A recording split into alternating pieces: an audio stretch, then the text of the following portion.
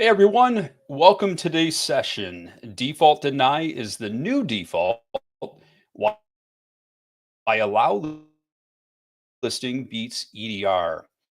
I'm Dan Tomaszewski. I'm really excited to be joined by Ryan Bauman from ThreatLocker, one of the sharpest minds when it comes to the modern security and how MSPs can level up their stack without blowing up their resources.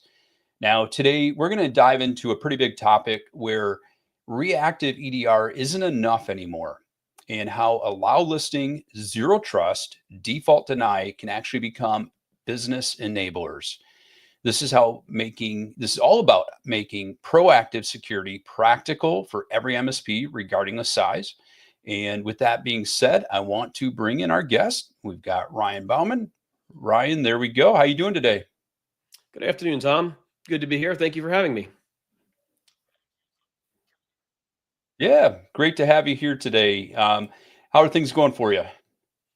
Well, busy as always in the cybersecurity world, but it's a good busy, so I'll take it.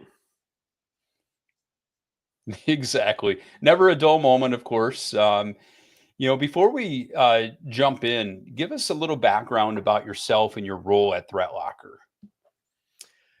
Yeah, so I have spent actually most of my career prior to ThreatLocker working in the MSP space. Small, few year stint in corporate IT, but then I soon went back to MSP. Well, I mean, if I'm being honest, I'm so old that uh, MSP wasn't even a thing, right, when I got started. Yeah. So Yep. got to live through kind of that transition into what we now call MSPs. As you know, for all MSP, security, became kind of a staple to what an MSP has to do. Going back maybe 10 years now, and so began to kind of get into that world on the MSP side. Joined ThreatLocker just a little over 5 years ago, and today, yeah, I'm managing the SE team here at ThreatLocker. We might get into that a little bit later. The team that demonstrates the product, teaches our customers how to use it, helps people, with the configurations and make sure that they're implementing the product well. That takes up most of Yeah. my time today.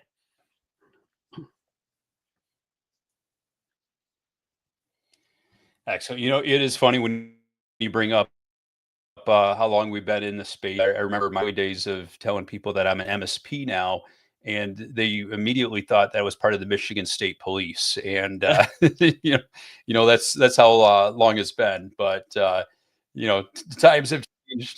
People know what MSP is these days. But let's just jump right in. Let's start at the top. Of course, we know that EDR is still everywhere, but it's not being used, or it's not what it used to be ultimately. Why do you think many MSPs still rely on traditional EDR? Well, I think because it's easy to do what everybody else is doing, right? It's the status quo, it's the acceptable, it's the normal. If you're running, what's considered a good EDR by many standards, you have an acceptable, security stack. So it's just much easier to do those things that we've done for a number of years now than it is to you know try something that's a little more innovative and different and different from the norm. So I think it's the path of least resistance sometimes is just pretty easy to fall into for many people. Yeah, and I mean, when we take a look at today's threat landscape, what's fundamentally broken with that approach? Yeah, I mean, there's a lot of factors, but the ultimately the threat vectors, the attack methods, they're just changing super quickly. Um, Yeah, you know, Keeping up with the latest attack methods, the latest viruses, the latest malware that comes out with AI now, make being able to make changes very, very quickly. It just becomes increasingly difficult to stay on top of all of those things. And then I think maybe even a layer deeper is it becomes even more difficult to determine when there's an attack underway when the attackers are using what we might consider good tools or good software. when a piece of software starts behaving in a way that's not normal. At what point does it become a threat? If PowerShell is running, well, we use PowerShell. At what point do we decide PowerShell was doing something unusual? A remote access tool. So somebody's on my machine. Could be support, could be something else. How do we know when that attack turns from normal software usage to something that's not normal and expected? So I think kind of all those factors combined, the landscape is just so wide. There's so many different methods of attack that are being used. Our applications have vulnerabilities. I mean, how many patches do you install on your machine every month to plug a security hole in some kind of piece of software that you're running, whether it's Windows or whether it's a third-party app? There's just so many things out there. Staying on top of those and detecting every anomaly, every threat is just a daunting task that, quite frankly, is just next to impossible. And I guess taking a look at the MSP mindset, in the very early days, of course, everything was reactive, and we moved to being proactive. And I think for some, it has become a set it and forget it. But the reality is we can't live by that kind of standard, and we shouldn't be living by that standard at all.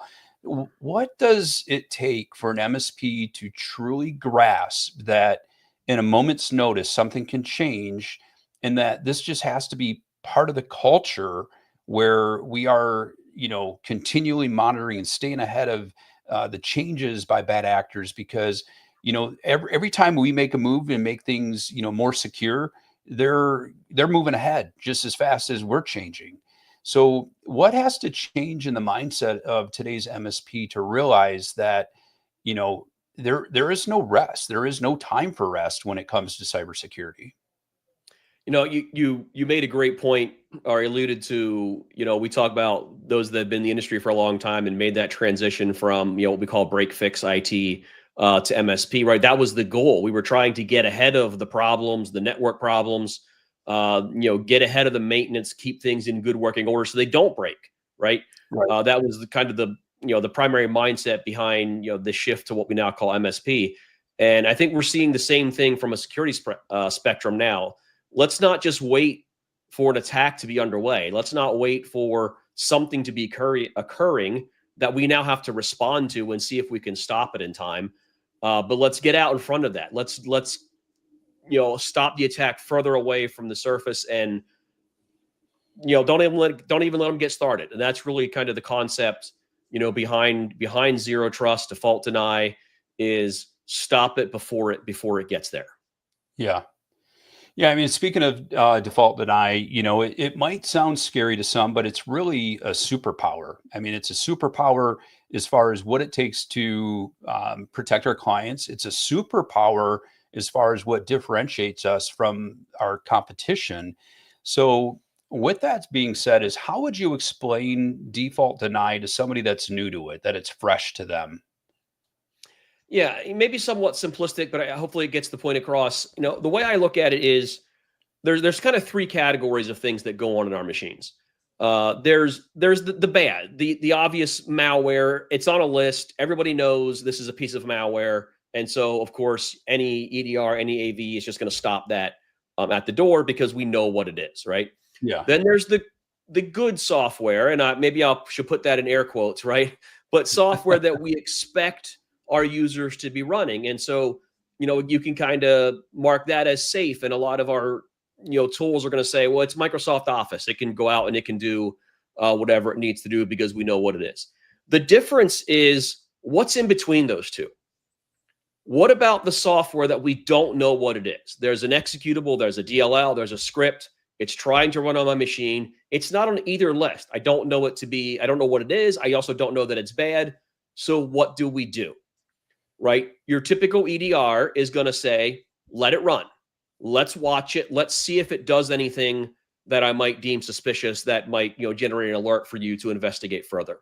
Where the default deny, the zero trust approach says, no, before we let it run, let's do some vetting on this. So we're going to block it right up front, say you can't run this yet because we don't know what it is.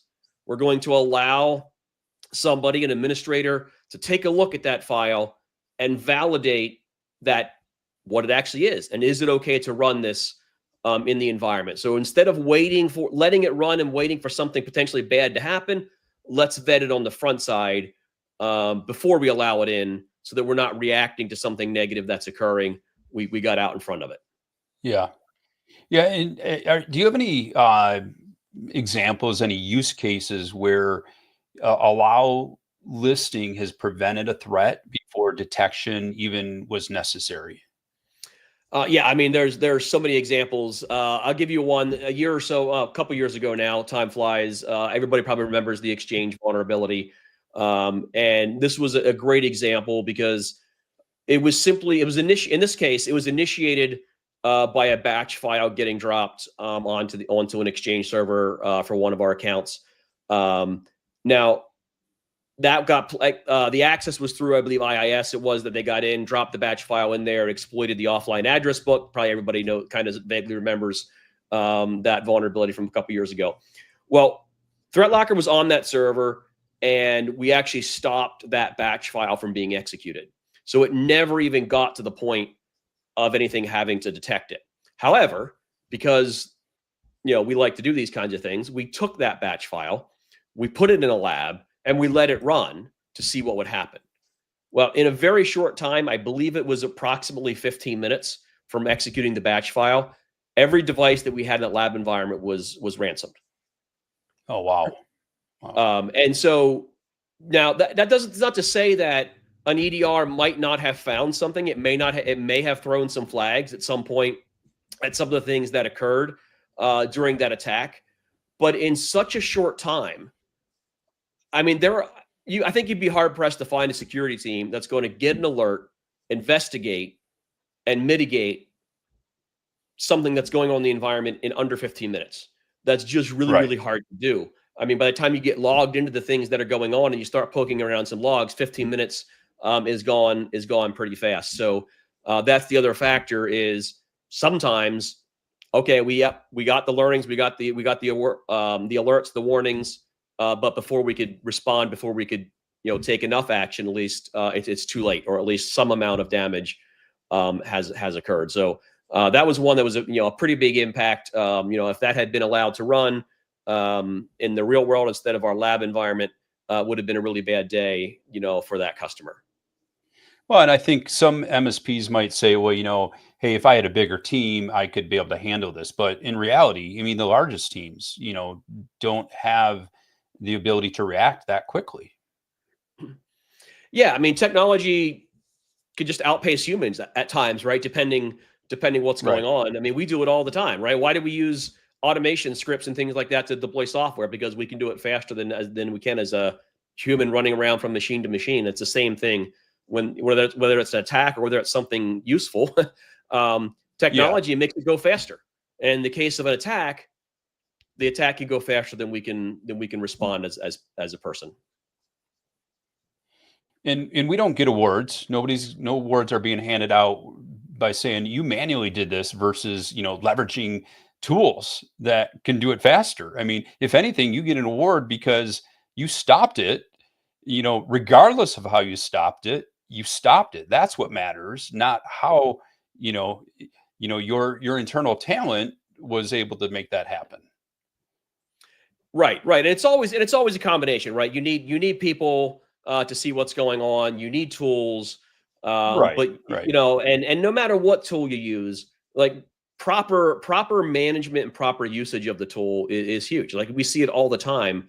I'm sure you've all read reports of breaches that occurred where, hey, the tool did warn you there was something going on, but somebody wasn't looking at the tool. Somebody didn't realize Right. the severity of the alert. And so it certainly takes a combination of everything working together, to be able to combat these attacks that we're dealing with today. And we know Murphy's Law. I mean, Murphy's Law applies to all of us. And, essentially when things are chaotic, that is when these type of incidents will happen.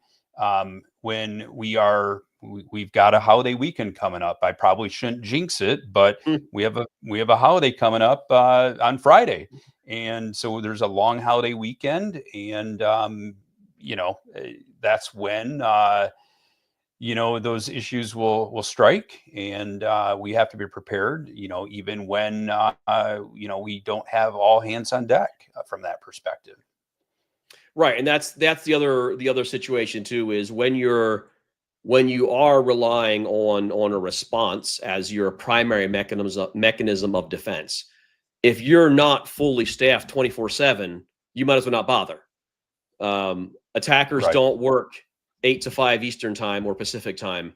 Interestingly enough, Yeah. we looking at the history of an attack, it appeared that the attacker was working 8 to 5 their time.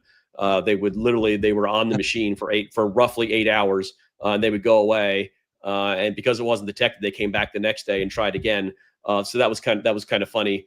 Yeah. Pretty clearly an attacker working their shift and going home and coming back the next day. Right. But Right. their shifts are not the same as our shifts. So Exactly. So let's talk zero trust. A lot of MSPs hear this and they think, great, just another thing that I need a CISO to manage. But you guys are proving that not to be the case. So how is it that, ThreatLocker is able to make zero trust real for MSPs without, needing to have a big team? yeah, and that was one of the focuses from the birth of ThreatLocker is to take this concept, which is not new. I mean, those don't know. I mean, the kind of the foundation of ThreatLocker is application control, allow listing. That's not new. Like ThreatLocker didn't invent that concept, right? But what we Sure. did do is take that concept and say, this should be easier. There was very little debate about whether or not it's an effective security practice. The debate was always, it's too much work, it's too much disruption. And so our focus at ThreatLocker really was to take away as many of those friction points as possible to utilize, what is seen as a good way to defend yourself, but make that manageable. Just a couple of highlights, the things that we've done to do that. Number one is an automatic learning mode. So when you're getting up and running, we baseline your systems. We tell you what's already there. We show you what's already happening in the environment. So you don't have to build this permit list from scratch and identify every application. Because if you ask, you go to a user and you say, how many applications do you use? They're going to probably say like 10, 15, maybe some people might have 20 if they're, really kind of diverse in what they do. But the average employee probably runs like 5 applications every day, right?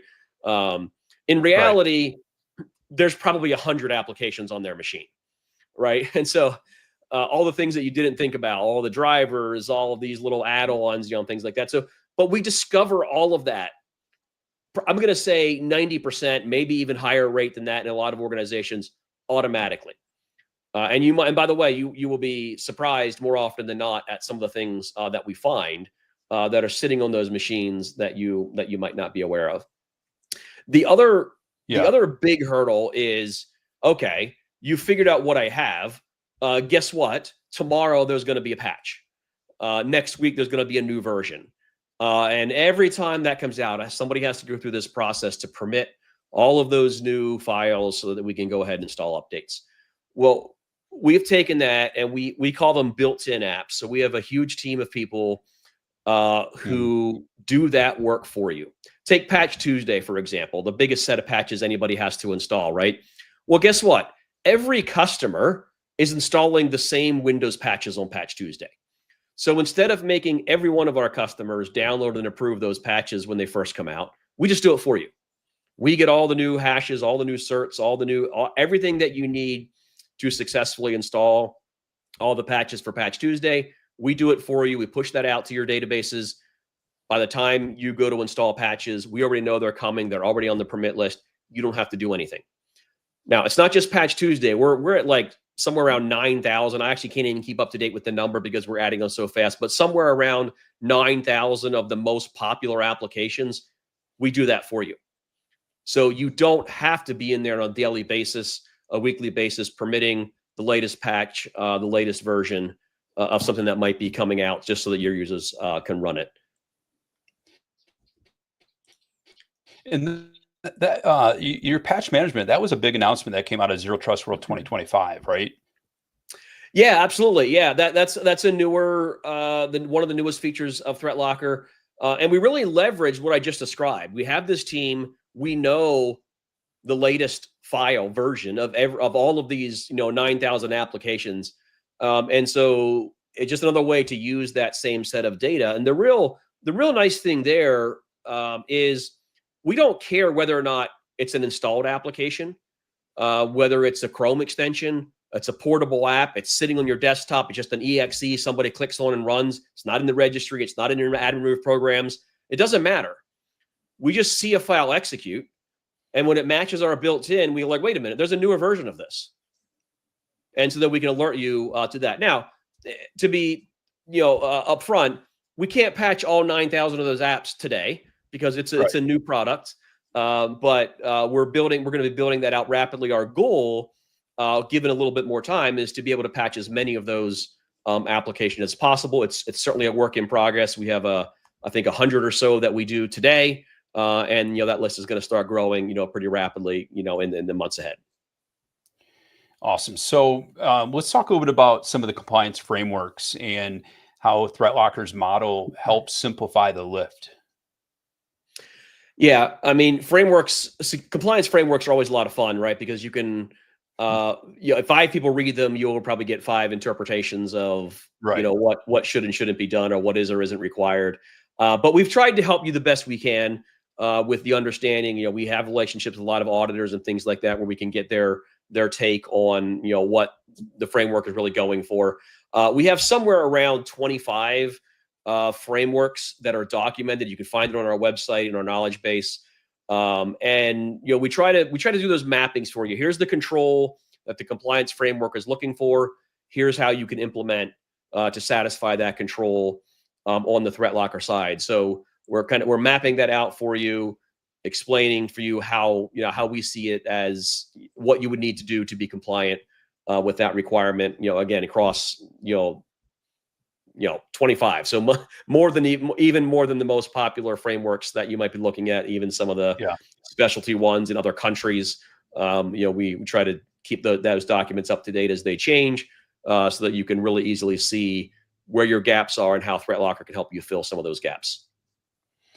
Let's talk a little bit about how ThreatLocker has helped an MSP win new business. And this could really be for a variety of reasons, but maybe it's centered around policy-based control. And essentially, they were able to pick up new business, or they were able to ease some audits. Can you talk a bit about how that's helped to differentiate them and drive them to the next level with new clients? Yeah, so we have a lot of success stories from our partners. Again, if you go back a few years, MSPs, the more successful MSPs, were winning business because they came with a security first approach, right? We used to talk about how we had help desk and how we were going to maintain your network and your servers, and then security became the forefront. That's what people were concerned about, and the security leaders were winning the business with security being the primary. Well, I feel like most, if not all, MSPs are doing that now, right? Security is probably the first thing that you talk about, how you're going to secure the network. So now, how do you stand out? If you're going to a prospect who is meeting with 3 different MSPs to choose a new provider, and you're all talking about what EDR you use and how you secure, and you're all talking about traditional things, it's harder to differentiate yourself. If you come to the table with a new approach, a zero trust default deny approach that is different potentially from the other 2 vendors they're speaking with, I feel like you have the edge. And we have seen, our partners have told us they have been successful with that mindset.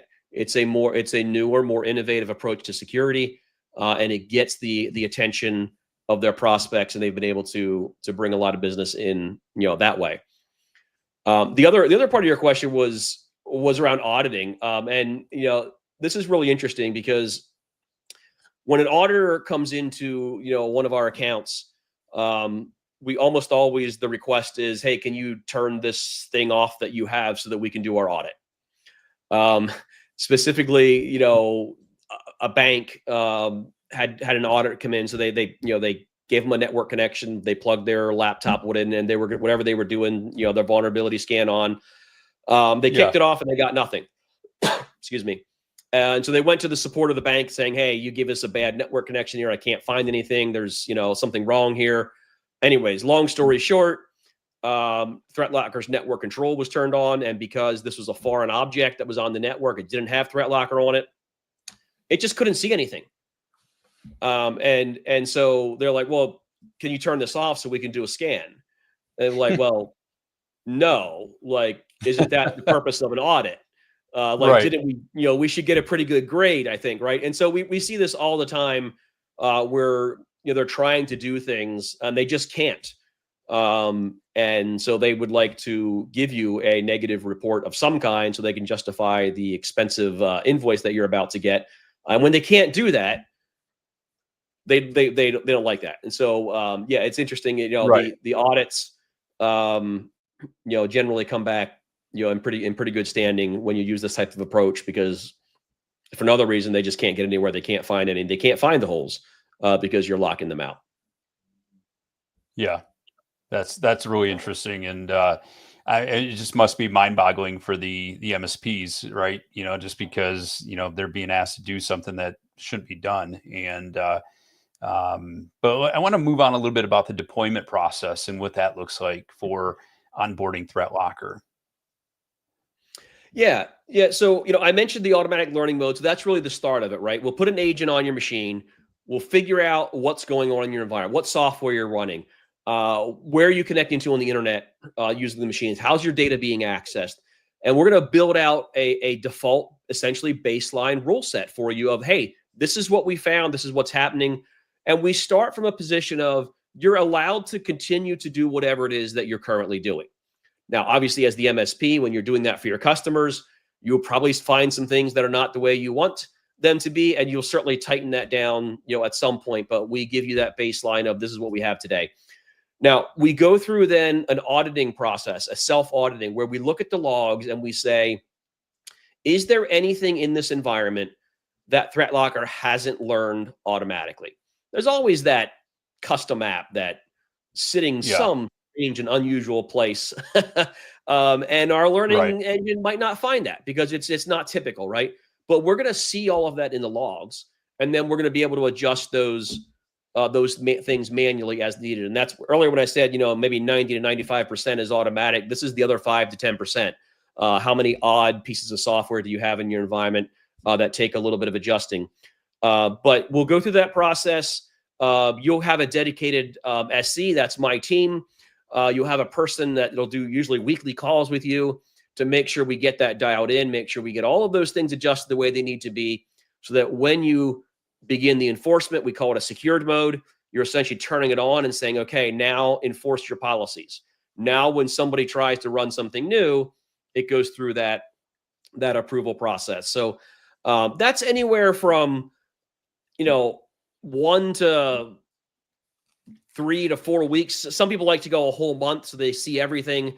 That's probably, on the high side. Most small businesses can have the application control part of ThreatLocker deployed and secured in under 3 weeks, and honestly, probably under 4 hours of man hours, total across that time, because of the automated things that we're doing behind the scenes for you. So, take a little bit of a look at how MSPs are handling the deployments. Would you say that a phased rollout is recommended, or is doing a full implementation the better play? And what are you seeing, most MSPs taking? What type of, option are they going?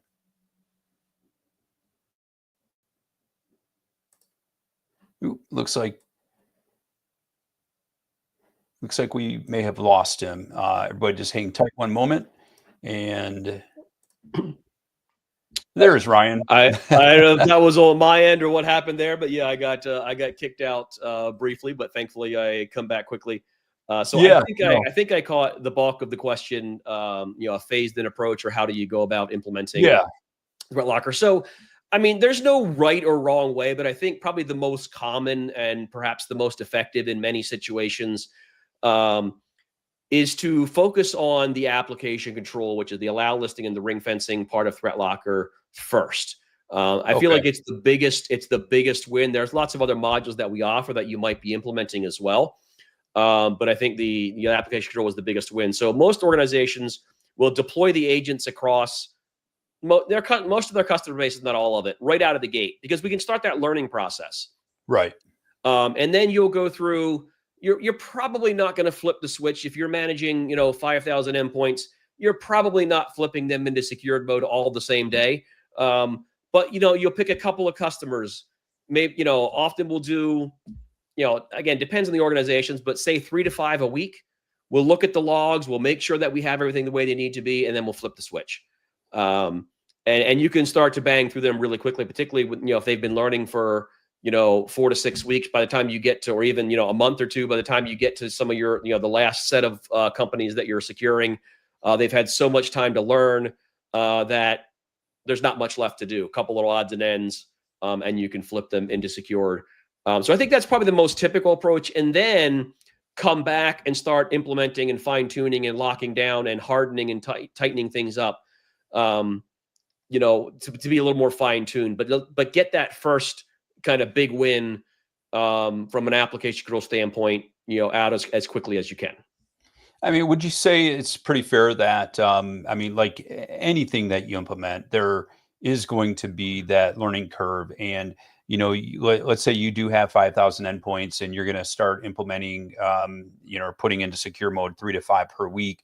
That over a period of time, that number could increase based on your comfort level and what you're finding, what type of things occur during that rollout phase. So, it just depends on the scenario and your level of comfortness as you just continue to ramp up. Yeah, sure. Every situation, of course, is different. But you're right. I mean, you're probably going to do one the first time, and you're going to probably want to wait, a week or so to kind of get your feet wet and say, hopefully everything went the way it should, and not much happened. Maybe the next week you're willing to do 2, and then maybe it's 4, and then you're like, why am I going so slow? Let's just do 10. Because you get comfortable, you see that the impact is not major. You're always going to have the little odds and ends that crop up, right? You're always going to have the application that somebody uses, once a quarter that, you didn't realize it needed something special configured for it until the first time they run it. And so those are the little things that'll pop up in the subsequent weeks after you get to secured mode, that you'll tweak the policies the first time that happens, and you won't have to worry about it again. But again, most organizations, that's a very small number of those kinds of things that pop. And the MSPs that have a vertical focus, it becomes even easier because, right, you've got, 80% of your customers that run the same, one of 3 pieces of software. And once you've figured out any customizations that software needs, you apply it to everybody. You don't have to keep reinventing the wheel. Once you figured it out for the first customer, you apply that same thing to every other customer. And now the subsequent customers become that much easier. And of course, in a perfect world, in the way that I feel, of course, if I ruled the world or you ruled the world, we'd all have one way of doing things. But my view is that this just becomes part.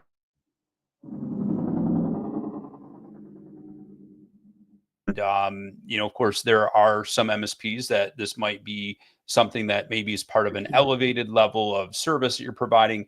What are you seeing MSPs do across the board? I mean, are you seeing that approach that I feel is the best way, where it's just part of your stack? Everybody's getting this, or is it an optional thing for some? Yeah, I mean, we see it both ways for sure. Obviously we like when people put it across the board. I think that's good for them. I think it's good for us. We like that. But look, I mean, look, I've been in the shoes of an MSP. I've been in the shoes where I'm afraid to push too hard for somebody that they have to get some new tool. I've been in those seats. I've had those difficult conversations. And I know it's not always easy, right? I think what I always come back to is, if I was an MSP that offered a security solution to only some of my customers, or number one, if you give them an option, it doesn't sound important, right? We all have a set Right. of tools that are not optional because we firmly believe that they're important. So when you put something that's not in that tier, your customer knows the difference too. You don't believe in it the same way that you do everything else. So in a bad event where one of your customers who you didn't get Threat Locker gets breached. My question is, after they get breached, if you could see then how Threat Locker would have stopped that attack, would you then go to them and say, look, you got to get this because it could have stopped this attack? If you're going to do that, then why are you waiting to the attack? Right. Right? Do you want to have I don't want to have the conversation with a customer that says, that tool that I said was optional would have stopped this attack. You probably should have had it. Yeah. Like that's a very uncomfortable conversation also. Right. Yeah. And so, having on the front side, hopefully you believe in it yourself. And making it much less of an option, I think is better for everybody. I remember when, again, I made that transition from break fix to MSP. I remember going around meeting individually with every one of my customers saying, if you want us to service you, you are going to subscribe to this set of services at a bare minimum, right? Those of us that have been around for a while have had to have those conversations. And for me, it went better than I expected. More people were on board with that than I maybe expected more pushback from. And I think the same thing can be true on the security aspect. Everybody knows the security landscape is changing. Unless they're not reading the news at all, they're reading about this every day. And so when you come and say the security landscape is changing, ransomware is happening all the time, I'm here to protect your business. You need this. I think people are more receptive to that than we might give them credit for. And those MSPs that have had those conversations many times have seen that. Now I realize it's never everybody. We all have customers who you can't get an extra dime out of them. Doesn't matter how important it is. So I get it. I understand. I understand all of those things. But I think making it a higher priority and making it part of a core stack will be successful in many, many cases. Yeah, and I think too, I mean, we all do know that what we have in place, yesterday or today isn't going to necessarily be what we need to protect us tomorrow because the landscape is changing. And as MSPs, I truly believe that it's our responsibility that we have additional margin to play with so that we can add new tools such as Threat Locker if it's not currently in place to be able to better protect our clients. So each year we build out enough margin into our pricing so that we know as things progress and as we need to become even more sophisticated with our security approach, we have that ability to drop in a new tool that allows us to protect all of our clients, regardless of whether we go to them and ask if they want this or not, because either you want to protect them or you don't, you need to have those tools in place. So with that being said, maybe, just maybe, you're going to take a little bit of hit on your margin today if you haven't pre-planned, but that as you roll out your 2026 plan, you're going to increase those rates to be able to cover for those costs. So maybe you're implementing it now. So maybe August through December, you might have a smaller amount of margin, but January 1, you're going to have a price increase to be able to cover for that, but also be able to cover for something new that sprouts up in 2026. And so you're always looking ahead and you're always in a position that you're not going to take a major loss, but at the end of the day, you're going to be protecting your clients in a way that they're expecting from you because we are the experts. We are the cybersecurity experts. Technology isn't their business. Their business is whatever their business is, and they want us to protect them. And that's my thought on that from that perspective. Yeah, no, you're absolutely right. And I think you're kind of back to what I mentioned earlier. When you give them a choice, it devalues Yeah. how you're trying to protect them. And it's not only margin, again, I remember when I started having the conversation with my customers saying, hey, here's a new contract for you, by the way. And by the way, you're probably never going to go more than 1 year again without us having a new package for you. Like, that needs to be Right. the norm. Your customers should expect something to change in their stack every year. Maybe, if you got really out in front of something, maybe you can get 2 years out of a package that you have. But not only from a budget standpoint, but just from a standpoint that your customers expect that you're staying on top of things. I need to change the way that I support you because the landscape is changing. And if you're not doing that, you're doing a disservice to the customer, and probably somebody else at some point is going to talk to that customer and offer something new and innovative if you choose to skip over it. So Ryan, as we are wrapping things up, before I let you go, what's one piece of advice that you'd give to MSPs that are thinking about moving beyond just plain old EDR and want to, just elevate their security stack, but they don't know where to start? Yeah, I'm going to say try it. Try it for yourself. We'll do a demo. We'll give you a free trial that you can put it on your own machines. You can even test it on one of your customers if you have a customer that lets you do those kinds of things. But give it a try. If you don't believe that it can be easy, just try it. Just try it. And by the way, if you implement it for yourself first, you'll be doing the hardest customer first because MSPs are the worst. Tech people are the worst. Right.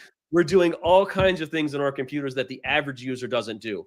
And so if you can get over the hump of your own environment, it's going to become that much easier for your customer. And the other thing I'm going to say is there's possibly some existing customers that are watching this as well, is utilize the resources that ThreatLocker provides to you. I have a full team of SEs who are here to help our customers not only onboard in the beginning and train, but to have you be successful with your customers in the long term. And if you are struggling, if you think you're getting too many requests and too many things denied, let us help you. I just recently spoke with one of our partners. They manage over 10,000 devices. They get 10 tickets a week. And that's a great, illustration of people who have put in the time to do it right. And if you do it right. Oh, looks like we dropped again. One moment, and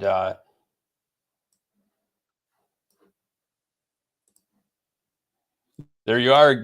I don't know what's going on here. I mean, it's not as bad of a day as the last time we tried this, but I'm not sure where I dropped off there. But ThreatLocker's team is here to help you be successful, whether you're trying it or whether you're trying to be more efficient with the management of a ThreatLocker. Let us help you. We have resources here to do that. That is awesome. And I am throwing the threatlocker.com in the ticker. Ryan, I want to thank you so much for you and the team at ThreatLocker for being with us today. It is, if you're ready to get proactive, you want to reduce the risk, deliver value for your clients, take a look at ThreatLocker, threatlocker.com. Of course, if you are on the everythingmsp.com site, you can search for ThreatLocker. And with that being said, I want to thank everybody for being here with us today. Until next time, everybody have a great day, and we will talk to you soon. Take care, everyone.